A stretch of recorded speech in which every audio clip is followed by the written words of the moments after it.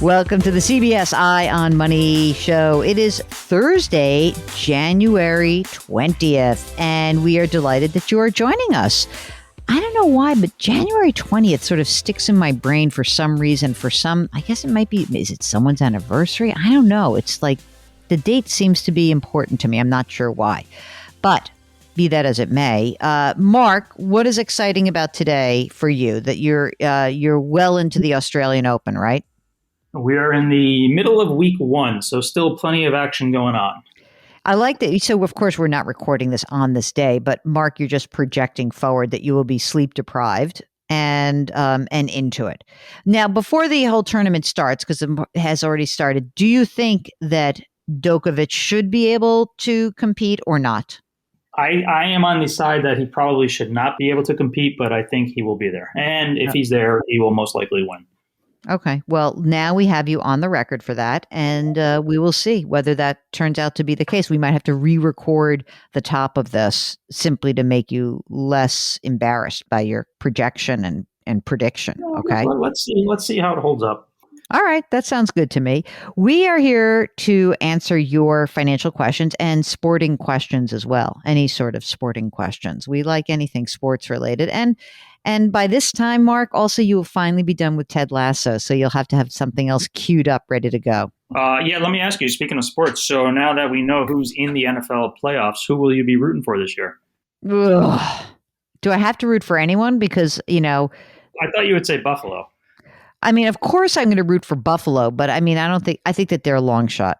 I'm a carpetbagger. I've joined the Buffalo, the whole fandom because of WBEN and my work that I do with that station in Buffalo. But honestly, I don't think that it's their year. Who's going to win? I don't know. It's pretty wide open. I'm sure a lot of people think Tom Brady will make another run. I don't know. I don't think I see that though. Tennessee's tough. Tennessee is tough. Speaking of Tom Brady and his former team, we have someone joining us today on the program, and I want to get to him because, maybe he has an opinion about this. If you'd like to come on the program and ask your financial questions of us, all you need to do is go to JillOnMoney.com, click the contact button. While you're there, sign up for the free weekly newsletter. It comes out every Friday, so tomorrow morning, Mark will have that out and ready. It'll be in your inbox, but only if you subscribe. It's free. What more could I do for you except give you more free stuff? All right. So today we are joined by Jack, who is on the line from Boston area. Jack, were you a Tom Brady fan in in the past or not? Yes, very much so. So now what happens for you? How do you feel about where we are? Where is your heart? Oh, definitely with the hometown team. Okay, Jack, what brings you to our program today besides the Patriots and your love of that team? I have two kids, 10 and 4, and I sort of have an interesting circumstance. I have dual citizenship for U.S. and Canada. My father was born there and is still a citizen. Both my wife and I both have undergrad and graduate advanced degrees, and we're sort of projecting that our kids will go down a similar kind of path. With the cost of school these days, or college these days, is just going up and up. Should we think about possibly moving to, maybe not permanently, but enough to establish the kids as foreign nationals to get in on that healthcare and more affordable college tuition? This is an amazing story. This is the third person in 3 days that I have spoken to who is exploring their dual citizenship options. So, Jack, why don't you tell us about what you and your wife are all about? So you got lots of degrees. You make any money? We do. So we have a private medical practice that we run. And I also, now going on 2 years due to the pandemic, I also, my undergrad was in engineering. So I also have a engineering position with a small engineering firm that I can do remotely. Wait a minute. You're doctors and you're a doctor and an engineer? Yeah. Holy crap. What kind of doctor? Doctor of acupuncture. Oh, and your wife as well? Yes. So let's talk about the private medical practice first. So could you do that in Canada or not? I possibly could. Easier because I am a citizen, so I could possibly do that, but more likely I would do the engineering because that can be done remotely. Let's first start with today.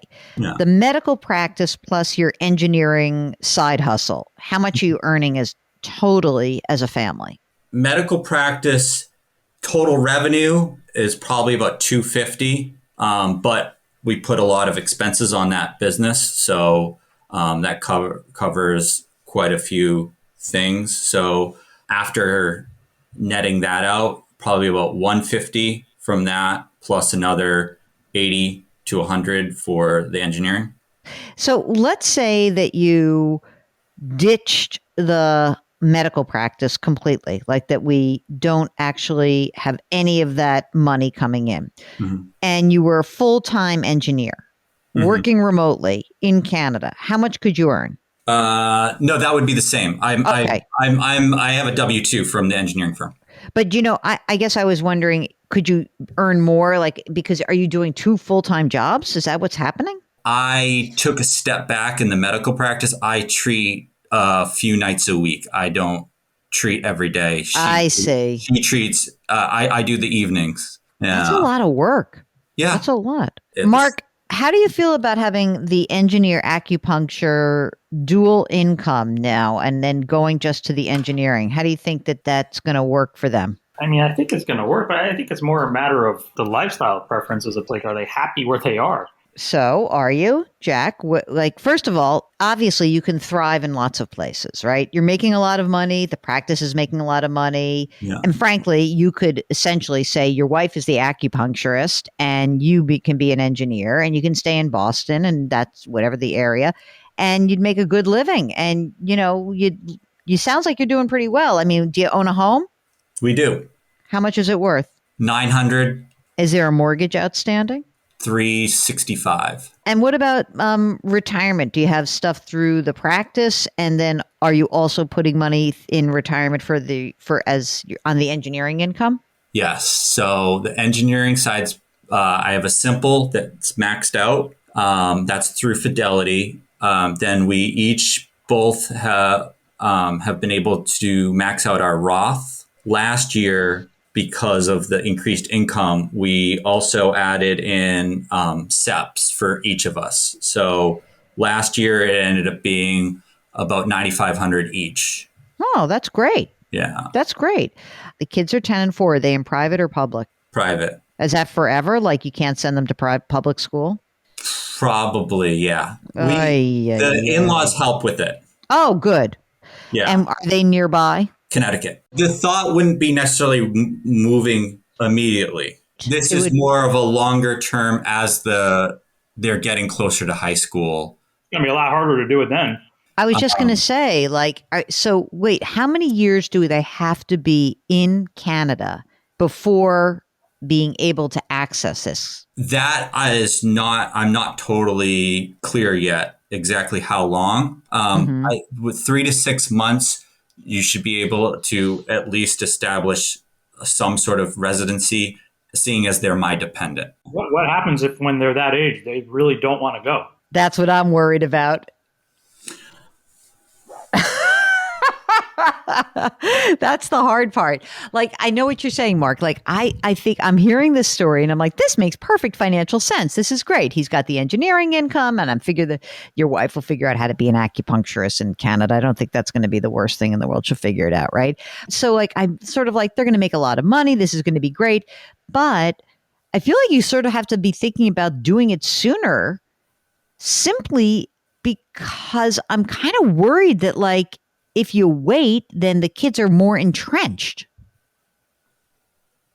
I guess one of the ways we were looking at it was maybe if they're going to end up transitioning to a different high school at some point, they're looking at an option up there or a PG year or something along those lines. Yeah. Where it's a 1 year, do everything establish everything. I mean, it's really common, at least in the Northeast here, for kids to do a 1 year post grad.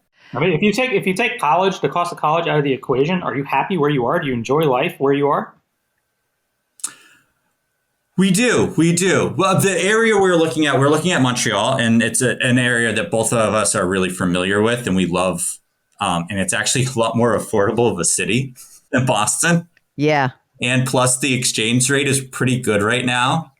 Right. I feel like I want to make this move now. I don't know why, but I'm leaning this way, and I'm gonna. This may not be harmonious for you, but the idea of like waiting feels to me like there's a lot of risk in that. I mean, yes, you might have more options, but like right now, you have a house that's exploded in value.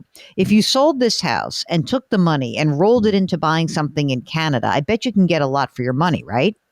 Oh yeah, you can get like out, in the near suburbs, you could easily get a 3,000 square foot house for the same. If you wanted to be in the city, you can get $500,000 to $1 million plus, depending on how fancy, for like a 3-4 bedroom. You guys, have you saved a bunch of money? Like, just give me a little bit of let's do a little more of the basics here. Sure. How much money have you saved in retirement? IRAs, like we have a rollover in my wife's name, that's about 200. Roth is 60 or 70. My Roth is, I think, about 50. And then I have another 40 or 50. I had a little bit of break doing the grad school, so I had missed out for a bit. Yeah, because you had to become an acupuncturist and an engineer. Yes. This is a lot. What about non-retirement money? So you got like 300 or 400 grand in retirement, but what about non-retirement? Non-retirement, we have our emergency reserve, another probably 20, 30,000. Any other debt? Like you mentioned that you had some loans from schools. Is that over? Is that paid off? Yeah. Okay. How old are you guys? 39 and 44. Which are you, 39 or 44? 39. Any other assets that we should know about? No, I mean, the only other debt I would say is we have a 15,000 left on one car. The other car's paid off. I mean, look, this is a lifestyle question. If you're going to do this and you do want to take advantage of the fact that like there is a little market timing in this, which I always counsel against, but the facts on the ground are that you could sell Boston, buy Montreal, and that's a good trade right now. The exchange rate is in your favor and the pace of growth in Canadian housing has lagged the U.S. housing, right? But look, if you love Boston, then stay there and deal with the horrible education costs, and you can like kind of roll the dice later and see how things turn out. And maybe, you will be making, instead of, maybe your wife will continue to be an acupuncturist and you're kind of going to go full-time engineer and make more and more and more money. And maybe you'll be making like 600 grand a year in 5 years. I don't know.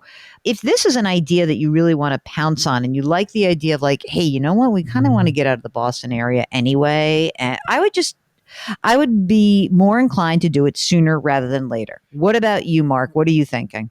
No, I agree with that 100%. If you're going to do it, I would do it sooner rather than later, before the kids get entrenched and establish relationships and they love where they live and they don't want to go. Yeah, it's very hard. I have a very good friend who is Canadian, and she has a huge job at a corporation, and she tried to move her kids to the U.S. because she was making so much money. And tried to move to New York, and the whole thing backfired. It was bad for everyone. Let me just say that. I will laugh when they move back to Canada and later on one of the kids is adamant about going to Boston College. Yes, exactly. That's exactly right. Like my brother-in-law is a BC alum. Oh yeah. Well, don't advertise that. Okay. So I think that, look, you're in great financial shape right now. You're in your accumulation phase. I mean, would it be great to kind of save yourselves the 300, like let's say $500,000 to $600,000 of the cost of the college experience? Yes. And by the way, if they were in school in Montreal, would they go to private school still? Meaning, in grade and for grade school and middle school and high school. I don't know. Actually, we would have to look to see what we were comfortable with. Both my wife and I went to private school. There's definitely a feeling that we want to give our kids that similar experience. Why? There have to be good public schools there. And like it's a big burden to carry for them. Why? You think you're so much better off because of that private school experience? I do. So I got scholarship. So I definitely really, really benefited. So my father came as an immigrant, didn't speak the language, dropped out of school and started working. Where was he an immigrant from? From Canada. Oh, you mean that here in the U.S.? Yeah. So he moved down. He was from the French speaking on the coast. So he comes down, he comes to work. You got this family. You get to go to fancy private school in the Boston area. He worked at one. Oh, I see. Interesting. Okay. And your wife's family has a few bucks. They're helping with the private school. You're snobby about education. So maybe you want to you want to allow your kids to have that opportunity. I get it now. Okay. All right. Yeah. I don't even know what to say. Mark, what am I missing here? I mean, I guess that your main question is, should you do it? If you want, I mean, it's a great idea to be able to do it if you feel like you want to raise your family in Montreal. I think that if you really think that you are inclined to do something like this, we would probably say sooner rather than later. Okay. Otherwise, if you want to roll the dice, nothing bad's going to happen. This is such a weird question because it's like this big lifestyle question, but it's exciting and scary at the same time for me to hear these kinds of questions. Like, meaning I'm scared for you. Like, I don't want you to make a mistake, but how big a mistake are you really going to make? If you do it, I think it's going to work out great. And if you don't do it, I think it's going to work out great. How about that? Boston's not going anywhere. So, I mean, it's always an option, if we needed to come back for whatever reason. I think it's exciting and scary, like I said, but I think that we've given you some ways to consider it. How about that? Oh, Jill, just so you know, because you love to ask, we have all our wills. Oh, yeah. Insurance, power of attorney, disability. We have all that. Yeah. Perfect. That's great. That's all I wanted to hear. That's a beautiful thing. That's great. Okay. Well, look, we are here for you. So if in any of this process, you want to just float some ideas by us, that would be great. That would be wonderful. And just let us know. Okay. We will. Thank you very much. Well, we are so happy that Jack was able to join us. And if you would like to come on the air with us, all you need to do is go to jillonmoney.com, click the contact button, and you will come to a beautiful form. You complete the form, and at the bottom of the form, it says, will you come on the show or not? Just click yes. It's so much more fun. And you can follow this show, Eye on Money, wherever you find your favorite podcast. Do check out our sister broadcast. It's called Jill on Money. And we drop that every single day. So that's something that's exciting. Eye on Money here. We drop it twice a week, Tuesdays and Thursdays. Mark Talercio is the co-host and executive producer. How do you feel about this episode, Mark? Like you said, it's a first. I don't think we've had one of these calls yet. I know. It's so interesting. We're distributed by Viacom CBS, which I'm sure has plenty of content for Jack to consider over in Canada. Do something nice for someone else today. And remember our mantra here: curiosity, compassion, community. Thank you for listening. We'll talk to you next week.